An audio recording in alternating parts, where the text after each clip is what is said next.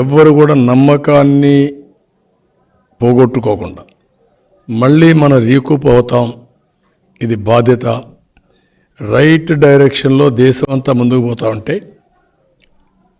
పాజిటివ్గా అగ్రెసివ్గా దేశాన్ని ముందు తీసుకుపోయే సమయంలో మన రాష్ట్రం రివర్స్ గేర్లో రివర్స్ తీసుకుపోయే పరిస్థితికి వచ్చారు.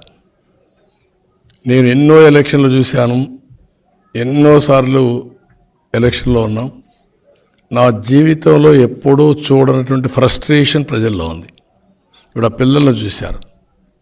ఇలాంటి పిల్లల్లో ఎంత ఆవేదన ఉందంటే, నేను విలేజెస్ విజిట్ చేస్తే, టౌన్స్కి వెళితే ఉమెన్ చిల్డ్రన్ ఏకపక్షంగా, అంటే ఎవ్వరికి అర్థం కాని ఒక భయం ఉంది, ఆందోళన ఉంది.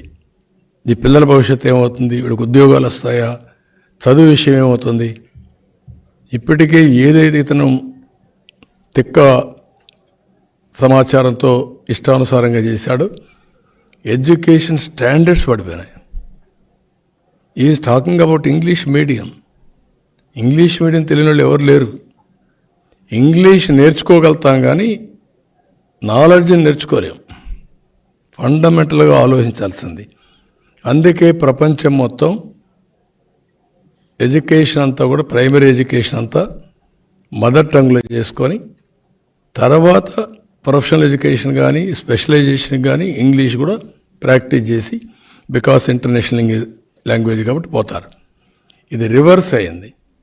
రెండవది, ఈరోజు మీరు చూస్తే ఏ ఊరిలో కూడా రంగులు కొట్టేదానికి ఇచ్చే ప్రాధాన్యత క్వాలిటీకి ఇవ్వాల.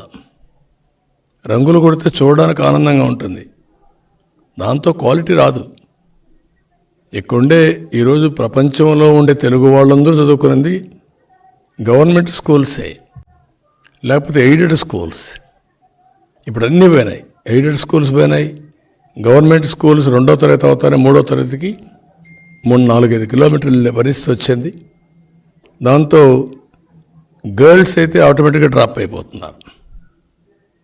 జనరల్గా ఎప్పుడైనా సరే ఎడ్యుకేషన్ డోర్ స్టెప్ దగ్గర అవైలబిలిటీనే చదువుతారు.